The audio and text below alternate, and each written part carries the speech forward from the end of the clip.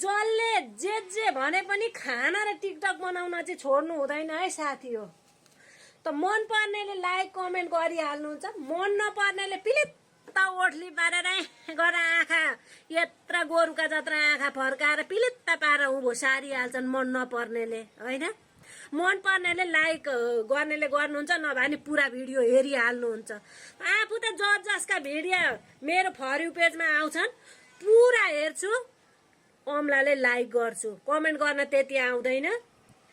अनि जसका भिडियो मैले पुरा फुल वाच गरेर हेरेकी छु उहाँहरुकोमा त मेरो भिडियो अवश्य जान्छ। टिकटकको नियमै हो, जसका भिडियो पुरा हेर्छु हेरो नि उसको भिडियो त फर यू पेजमा कुद्दछ हेर्नु। अनि रिस गर्नेलाई रिस गरिरहन् न, रिस गर्नै दिनुपर्छ हैन। मन पर्नेले लाइक गर्नुपर्छ, पुरा हेर्नुपर्छ। जिन्दगी मरि जाने चोला जे होला पो रहेछ गाँठे।